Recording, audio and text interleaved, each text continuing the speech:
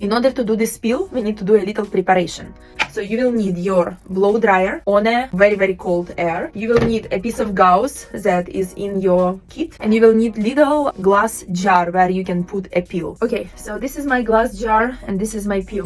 Only for this acid, glass to glass, never put peel in a plastic. And our skin is ready. Prepare your blow dryer on a cold air, and then this peel, this is for 2 applications. It's really spicy, so I would say put a little bit of peel in your jar, put a gauze around your finger, put this gauze in a jar, and then do 1, 2, 3, 1, 2, 3, 1. Don't put close to here because skin here is more sensitive, but just apply peel on this area and put some cold air, and let's see how your skin react for a peel. This will be your indicator. Please do not apply this peel on whole face. You know, let's just try first and see how your skin responding.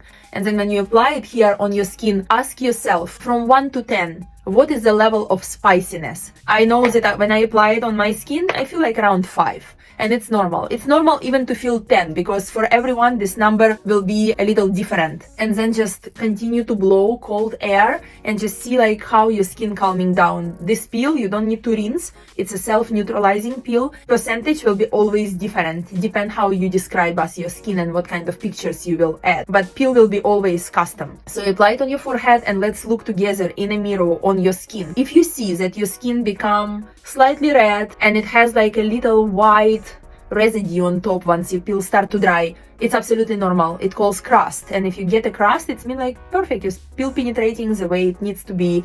Sometimes you will not feel crust because your skin will have like excess of oil and maybe some products that didn't dissolve, so you just will see like slight pink color, or maybe even not pink, but you will not see any crust. That if you don't see any crust, definitely do second layer. If you saw the crust, it's up to you. You can do second layer and just peel more, which will give you much better results. If you see that this area went fine, go ahead and apply peel on the outer part of the face, here, and then just spread the peel to the inner part. Like apply like tiny layer on your nose, tiny layer here. Remember to apply around your upper lid, because on this area we're forming small lines. These areas also need a peel so you can dissolve all this encapsulation and congestion that we usually have. And then remember also apply the peel on your neck and under your chin. Okay, let's get started. But I already know my skin. I will not just do on the forehead. I will just do all over my face and apply really fast, because this peel is self-neutralizing, so we don't want it evaporate. You see, I go very careful. Now, if it's too spicy for you, like it's too spicy for me now, I have my blow dryer next to me. Oh, it's so much better. Can you see how this side is so much tighter than that, right? Look, when I smile, you see how this line and how that line, that's what peel does. Like your skin immediately becomes so much tighter. So let's go ahead and do that part now. I will apply it really fast. Perfect. Okay, it's better.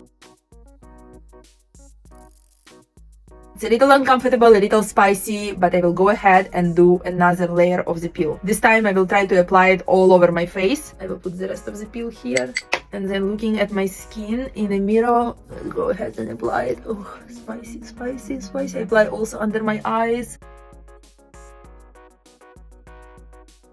And now I will put also my décolleté.